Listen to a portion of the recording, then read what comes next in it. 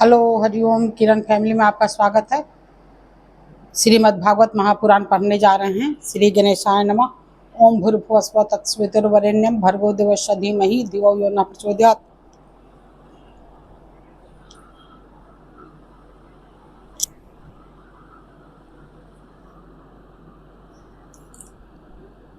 श्री राधा कृष्णाभ्याम नमः। श्रीमद् भागवत महापुराण द्वितीय खंड।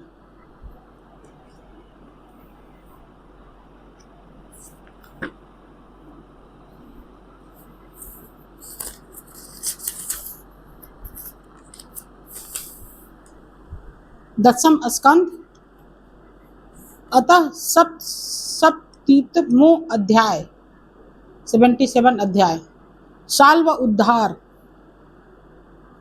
श्री सुखदेव जी कहते हैं, परीक्षित, अब प्रद्युम्न जी ने हाथ मुंह धोकर कवच पहन धनुष धारण किया और सारथी से कहा कि मुझे वीर धूमान के पास फिर से ले चलो। उस समय धूमान यादव सेना को तहस नहस कर रहा था।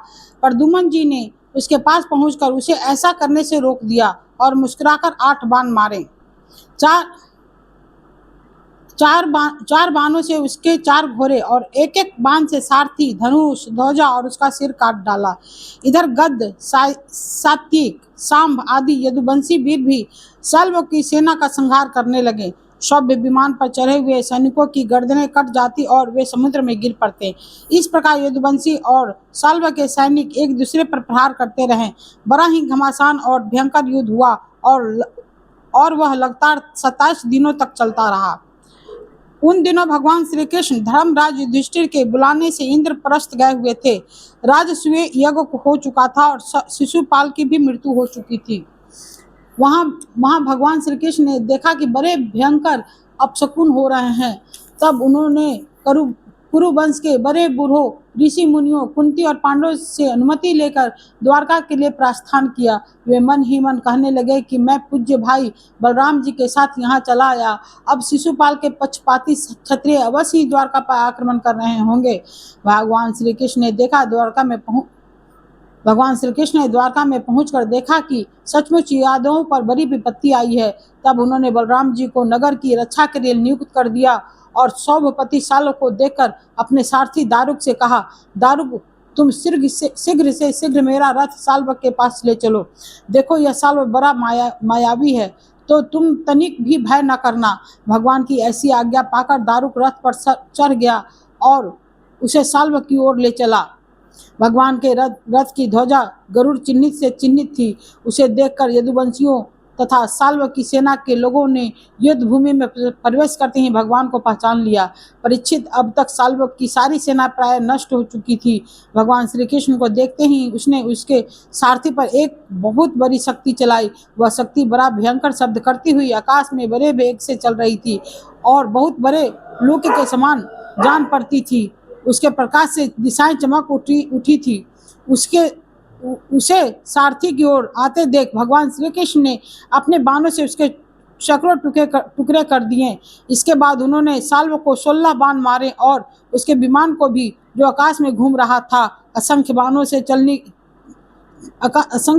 चलनी कर दिया। ठीक वैसे ही जैसे सूर्य अपनी किरणों से आकाश को भर देता है। शाल्व ने भगवान श्री कृष्ण की बाईं भुजा में, जिसमें सारंग धनुष शोभायमान था, बाण मारा। इससे सारंग धनुष भगवान के हाथ से छूटकर गिर पड़ा। यह एक अद्भुत घटना घट गई। जो लोग आकाश या पृथ्वी से ये युद्ध देख रहे थे, वे बड़े जोर से हाय हाय पुकार उठे। तब शाल्व ने गरज कर भगवान श्री कृष्ण से यूं कहा,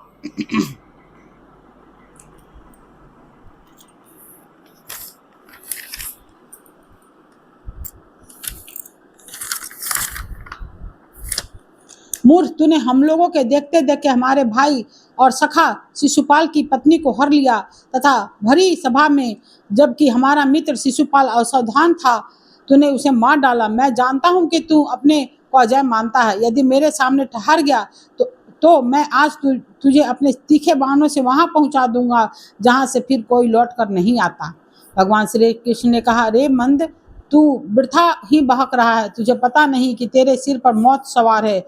सूरवीर, व्यर्थ की बकवाद नहीं करते, वे अपनी वीरता ही दिखलाया करते हैं। इस प्रकार कहकर भगवान श्री कृष्ण ने क्रोधित हो अपनी अत्यंत वेगवती और भयंकर गदा से साल्व के जत्रु स्थान हंसली पर प्रहार किया। इससे वह खून उगलता हुआ कांपने लगा। इधर जब गदा भगवान के पास लौट आई तब साल्व अंतर्धान हो गया। इसके बाद 2 घड़ी बीतते बीतते एक मनुष्य ने भगवान के पास पहुंचकर उसको सिर झुकाकर प्रणाम किया और वो रोता हुआ बोला, मुझे आपकी माता देवकी ने भेजा है। उन्होंने कहा है कि अपने पिता के प्रति अत्यंत प्रेम रखने वाले बाहु श्री कृष्ण साल्व तुम्हारे पिता को उसी प्रकार बांध कर ले गया है जैसे कोई कसाई पशु को बांध कर ले जाए। यह अप्रिय समाज सुनकर भगवान श्री कृष्ण मनुष्य बन गए और उसके मुंह पर कुछ उदासी छा गई। वे साधारण पुरुष के समान अत्यंत करुणा और स्नेह से कहने लगे, अहो मेरे भाई बलराम जी को तो देवता तथा असुर कोई नहीं जीत सकता। वे सदा सर्वदा सावधान रहते हैं। साल्व का बल पौरुष तो अत्यंत अल्प है, फिर भी इसने उन्हें कैसे जीत लिया और कैसे मेरे पिताजी को बांध कर ले गया। सचमुच प्रारब्ध बहुत बलवान है। भगवान श्री कृष्ण इस प्रकार कहीं रहे थे कि साल्व वसुदेव जी के समान एक माया रचित मनुष्य लेकर वहां आ पहुंचा और श्री कृष्ण से कहने लगा, मूर्ख देख, यही तुझे पैदा करने वाला तेरा बाप है जिसके लिए तू जी रहा है। तेरे देखते देखते मैं इसका काम तमाम करता हूँ। कुछ बल पौरुष हो तो इसे बचा। मायावी साल्व ने इस प्रकार भगवान को फटकार कर माया रहित वसुदेव का सिर तलवार से काट लिया और उसे लेकर अपने आकाश विमान पर जा बैठा। परीक्षित, भगवान श्री कृष्ण स्वयं सिद्ध ज्ञान स्वरूप और महानुभव हैं। वे यह घटना देखकर 2 घड़ी के लिए अपने स्वजन वसुदेव जी के प्रति अत्यंत प्रेम होने के कारण साधारण पुरुषों के समान शोक में डूब गए, परंतु वे जान गए कि यह तो साल्व की फैलाई हुई आसुरी माया ही है जो उसे मैं दानव ने बतलाई थी। मैं भगवान श्री कृष्ण ने युद्ध भूमि में सचेत होकर देखा, न वहाँ दूत है और न पिता का वह शरीर। जैसे स्वप्न में एक दृश्य दिखकर लुप्त हो गया हो। इधर उधर देखा तो साल्व विमान पर चढ़कर आकाश में विचर रहा है। तब वे उसका वध करने के लिए उद्धत हो गए। प्रिय परीक्षित, इस प्रकार की बात पूर्वापर का विचार न करने वाले कोई ऋषि कहते हैं, अवश्य ही वे इस बात को भूल जाते हैं कि श्री कृष्ण के संबंध में ऐसा कहना उन्हीं के वचनों के विपरीत है। कहाँ अज्ञानियों में रहने वाले शोक, मोह, स्नेह और भय तथा कहाँ वे परिपूर्ण भगवान श्री कृष्ण जिनका ज्ञान, विज्ञान और ईश्वर अखंडित है, एक रस है। भला उनमें वैसे भावों की संभावना ही कहाँ है।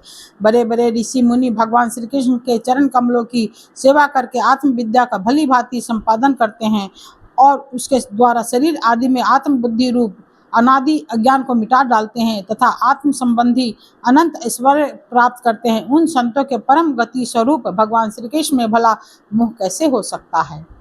अब साल्व भगवान श्री कृष्ण बड़े उत्साह और बड़े वेग से शस्त्रों की वर्षा करने लगा। अमोघ शक्ति भगवान श्री कृष्ण ने भी अपने बाणों से साल्व को घायल कर दिया और उसके कवच, धनुष तथा सिर की मणि को छीन भीन कर दिया। साथ ही गदा की चोट से उसके विमान को भी जर्जर कर दिया।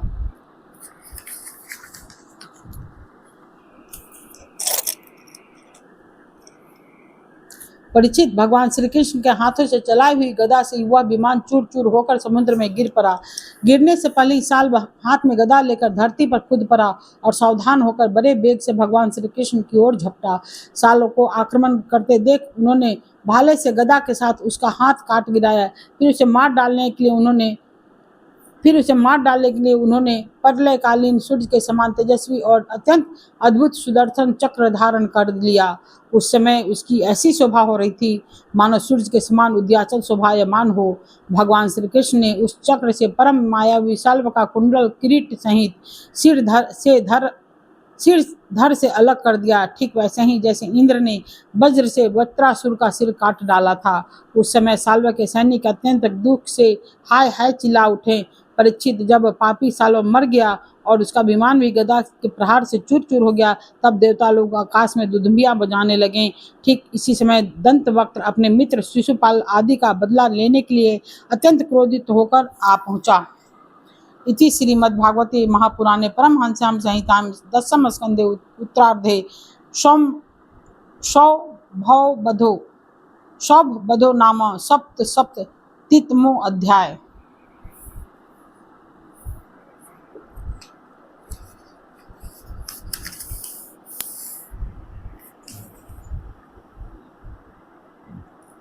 ठीक है दोस्त, हरिओम।